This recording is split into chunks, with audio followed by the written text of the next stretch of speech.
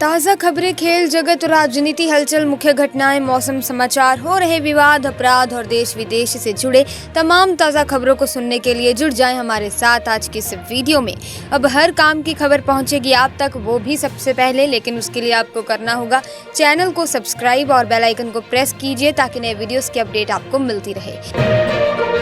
इसी के साथ दोस्तों, प्रधानमंत्री नरेंद्र मोदी आंध्र प्रदेश और तेलंगाना के मुख्यमंत्रियों को उनके राज्यों में भारी बारिश के बाद उत्पन्न संकट से निपटने के लिए केंद्र की ओर से हर संभव मदद का आश्वासन दिया। वहीं उत्तर प्रदेश के मुख्यमंत्री योगी आदित्यनाथ ने कहा कि कोई संत, महात्मा और योगी कभी भी सत्ता का गुलाम नहीं हो सकता, बल्कि वो अपने कदमों पर समाज को चलने के लिए प्रेरित करता है। वहीं कंगना रनौत की आगामी फिल्म इमरजेंसी की रिलीज को पोस्टपोन कर दिया गया है। ये फिल्म 6 सितंबर को थिएटर्स में रिलीज होने वाली थी। सेंसर बोर्ड की ओर से फिल्म को अब तक हरी झंडी ना मिलने की वजह से ये फैसला लिया गया है। वहीं अगस्त में कुल जीएसटी कलेक्शन 10% बढ़कर लगभग 1.75 लाख करोड़ रुपए हो गया है, जो घरेलू खपत में बढ़ोतरी दर्शाता है। सरकारी आंकड़ों में ये जानकारी दी गई है। पिछले साल अगस्त में जीएसटी राजस्व 1.59 लाख करोड़ रुपए था, जबकि इस साल जुलाई में ये 1.82 लाख करोड़ रुपए था। महाराष्ट्र के कोल्हापुर में छत्रपति शिवाजी महाराज की मूर्ति गिरने के विरोध में महाविकास आघाड़ी मुंबई में प्रदर्शन किया। इसे जोड़े मारो आंदोलन का नाम दिया गया। एमवीए ने साउथ मुंबई के हुतात्मा चौक से गेटवे ऑफ इंडिया तक पैदल मार्च निकाला। वहीं दोस्तों, कोलकाता में हुए लेडी डॉक्टर रेप और मर्डर केस की जांच कर रही सीबीआई एक बार फिर आरजी कर मेडिकल कॉलेज पहुंची। वहां क्राइम सीन का दौरा करने के साथ ही अस्पताल में हुए भ्रष्टाचार के मामलों की भी जांच की गई। कई लोगों से जांच एजेंसियों ने पूछताछ की। वहीं देखिए, तेल विपणन कंपनियों ने कमर्शियल एलपीजी सिलेंडर की कीमतों में बदलाव किया है। 19 किलोग्राम वाले वाणिज्यिक एलपीजी गैस सिलेंडर की कीमत में दिल्ली में 29 रुपए की बढ़ोतरी की है। ये बढ़ोतरी 1 सितंबर से ही लागू हो चुकी है। इसी के साथ दोस्तों, अपने राज्य का नाम मेंशन कर दीजिएगा, कमेंट्स में लिख दीजिएगा ताकि आपके राज्य से संबंधित खबरें भी हम आप तक पहुंचा सकें। वहीं दोस्तों, हरियाणा के चरखी दादरी जिले में पश्चिम बंगाल के एक प्रवासी मजदूर की कथित तौर पर पीट कर हत्या करने की घटना में 8वें आरोपी को गिरफ्तार किया गया। पुलिस ने बताया कि उसे गौमांस खाने का संदेह था। केंद्रीय गृह मंत्री अमित शाह ने आंध्र प्रदेश और तेलंगाना में बाढ़ की स्थिति का जायजा लिया और केंद्र की तरफ से हर संभव मदद का आश्वासन दिया। गृह मंत्रालय ने गुजरात और अन्य राज्यों में नुकसान का आकलन करने के लिए केंद्रीय दल तैनात किए हैं। वहीं हरियाणा के बल्लभगढ़ में रोड शो के दौरान दिल्ली के पूर्व उप मुख्यमंत्री मनीष सिसोदिया ने बीजेपी पर जमकर निशाना साधा। उन्होंने कहा कि बीजेपी ने हरियाणा के लोगों को धोखा दिया है और अब बदलाव के लिए सिर्फ केजरीवाल की ही उम्मीद है। सतीश कुमार ने रेलवे बोर्ड के अध्यक्ष और मुख्य कार्यकारी अधिकारी का पदभार संभाल लिया है। रेलवे मंत्रालय की ओर से एक बयान में ये जानकारी दी गई है। कुमार ने जया वर्मा सिन्हा का स्थान लिया, जो 31 अगस्त 2024 को सेवानिवृत्त हुई। वहीं देखिए, छत्रपति शिवाजी महाराज की मूर्ति ढहने की घटना पर एमवीए ने मुंबई में विरोध मार्च निकाला। शिवसेना प्रमुख उद्धव ठाकरे, पार्टी नेता आदित्य ठाकरे और संजय राउत और महाराष्ट्र कांग्रेस प्रमुख नाना पटोले भी विरोध मार्च में शामिल हुए।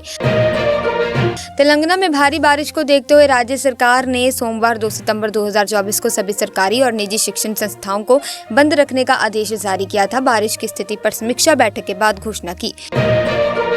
वहीं देखिए, महाराष्ट्र में आगामी अक्टूबर-नवंबर में विधानसभा चुनाव होने की संभावना जताई जा रही है, जिसको लेकर सूबे के सभी राजनीतिक पार्टियों अपने अपने लेवल पर तैयारियों में जुट गई है। इसी बीच मुख्यमंत्री एकनाथ शिंदे और डिप्टी सीएम देवेंद्र फडणवीस और अजीत पवार के बीच विधानसभा चुनाव के लिए सीटों के बंटवारे को लेकर नागपुर में चर्चा की। वहीं बीजेपी सांसद और बॉलीवुड एक्ट्रेस कंगना रनौत के पहले किसानों के खिलाफ बयान और फिर फिल्म इमरजेंसी को लेकर पंजाब भर में कड़ा विरोध किया जा रहा है। फिल्म पर बैन लगाने की मांग की जा रही है। इसी बीच कांग्रेस सांसद का बड़ा बयान सामने आया है। मध्य प्रदेश के जबलपुर से हैदराबाद की तरफ जा रही इंडिगो की उड़ान 6E7308 को बम की धमकी के कारण नागपुर की तरफ डायवर्ट कर दिया गया। विमान की सेफ लैंडिंग करने के बाद सभी यात्रियों को उतार लिया गया और तुरंत अनिवार्य सुरक्षा जांच शुरू कर दी गई। इसी के साथ सितंबर महीने के पहले दिन से एलपीजी सिलेंडर महंगा हो गया है। तेल मार्केटिंग कंपनियों ने 1 सितंबर से कमर्शियल एलपीजी सिलेंडर की कीमतों में इजाफा कर दिया है। दिल्ली में कमर्शियल एलपीजी सिलेंडर 29 रुपए तक महंगा हो चुका है। जम्मू कश्मीर विधानसभा चुनाव के लिए कांग्रेस ने स्टार प्रचारकों की लिस्ट जारी कर दी है। इस लिस्ट में पार्टी के राष्ट्रीय अध्यक्ष मल्लिकार्जुन खड़गे, पूर्व अध्यक्ष सोनिया गांधी, लोकसभा में नेता प्रतिपक्ष राहुल गांधी, प्रियंका गांधी समेत 40 बड़े नाम शामिल हैं। बहराइच में भेड़ियों का आतंक दोस्तों जारी है। भेड़ियों का हमला लगातार जारी है। 2 स्थानों पर भेड़ियों का आतंक देखने को मिला है। एक हमले में करीब 2.5 वर्षीय बच्ची की मौत हो गई, वहीं दूसरे हमले में बुजुर्ग महिला को भेड़िए ने गंभीर रूप से घायल कर दिया। अगले कुछ महीने में वंदे भारत स्लीपर ट्रेन चलने वाली है। रेल मंत्री अश्विनी वैष्णव ने BEML के कारखाने में वंदे भारत एक्सप्रेस के स्लीपर कोच के प्रतिकृति संस्करण का अनावरण किया। इजरायल ने गाजा के रफाह इलाके में 6 बंधकों के शव बरामद किए हैं। इजरायली सैनिकों को ये शव सुरंग से मिले हैं, जहां हत्या के कुछ देर बाद ही वे पहुंचे थे। एक अमेरिकी नागरिक और 5 इजरायली नागरिकों के शव मिलने के बाद इजरायल में गुस्सा फूट पड़ा और हजारों लोगों ने सड़कों पर आकर सरकार विरोधी प्रदर्शन किया। इसी के साथ राष्ट्रपति द्रौपदी मुर्मू और कानून मंत्री अर्जुन राम मेघवाल ने अदालतों में तारीख पर तारीख संस्कृति को बदलने की जरूरत पर बल दिया। राष्ट्रपति ने कहा कि त्वरित न्याय सुनिश्चित करने के लिए अदालतों में स्थगन की संस्कृति बदलने के प्रयास करने की जरूरत है। भारत के मुख्य न्यायाधीश DY चंद्रचूड़ ने न्यायिक सेवाओं के लिए राष्ट्रीय स्तर की भर्ती प्रक्रिया की वकालत करते हुए कहा कि अब समय आ गया है कि हम क्षेत्रवाद और राज्य केंद्रित चयन की संकीर्ण दीवारों से आगे बढ़ें। पाकिस्तान मुस्लिम लीग नवाज अध्यक्ष नवाज शरीफ ने कहा कि एक सर्वव्यापी संवाद का मंच बनाया जाना चाहिए, जिसमें इमरान खान की पार्टी तहरीक-ए-इंसाफ सहित सभी प्रमुख राजनीतिक दल शामिल हों। उन्होंने कहा कि पाकिस्तान को संकट से बाहर निकालने के लिए बातचीत में राज्य संस्थानों को भी शामिल किया जाना चाहिए। घरेलू इक्विटी बाजारों में विदेशी पोर्टफोलियो निवेशकों यानी कि FPI के निवेश में उतार चढ़ाव रहा और अंत में FPI शुद्ध खरीदार बनकर उभरे हैं। अगस्त में FPI ने 7,320 करोड़ रुपए का शुद्ध रूप से निवेश किया है। ये बीते 3 महीनों में सबसे कम निवेश है। मणिपुर के इम्फाल पश्चिम जिले में उग्रवादियों के हमले में एक महिला समेत 2 लोगों की मौत हो गई और 9 अन्य घायल हो गए। घायलों में महिला की बेटी और एक पुलिस अधिकारी एंड रोबोट भी शामिल हैं। इसी के साथ गृह मंत्रालय ने गुजरात में बारिश और बाढ़ से हुए नुकसान का आकलन करने के लिए एक अंतर मंत्रालय केंद्रीय टीम का गठन किया है। राष्ट्रीय आपदा प्रबंधन संस्थान के कार्यकारी निदेशक के नेतृत्व में ये टीम जल्द ही गुजरात के बाढ़ प्रभावित जिलों का दौरा करेगी। असम में नमाज ब्रेक पर रोक लगाए जाने के फैसले पर सियासी घमासान मचा है।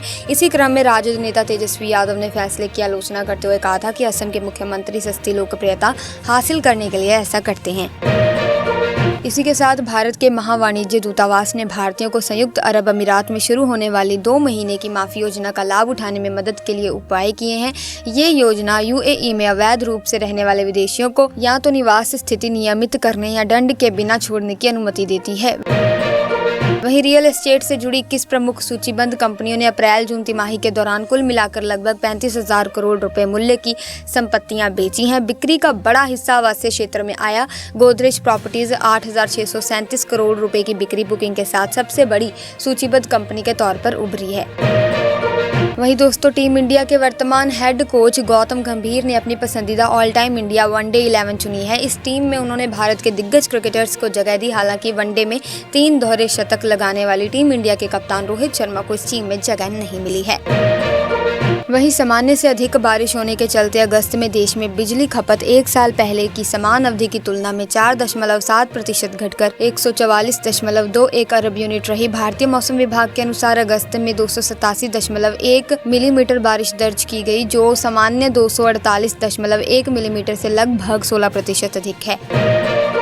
वहीं राष्ट्रपति द्रौपदी मुर्मू ने सुप्रीम कोर्ट की 75वीं वर्षगांठ के उपलक्ष्य में नए ध्वज और प्रतीक चिन्ह का अनावरण किया। राष्ट्रपति द्रौपदी मुर्मू ने कहा कि त्वरित न्याय सुनिश्चित करने के लिए न्यायालयों में स्थगन की संस्कृति को बदलने के लिए प्रयास किए जाने की आवश्यकता है।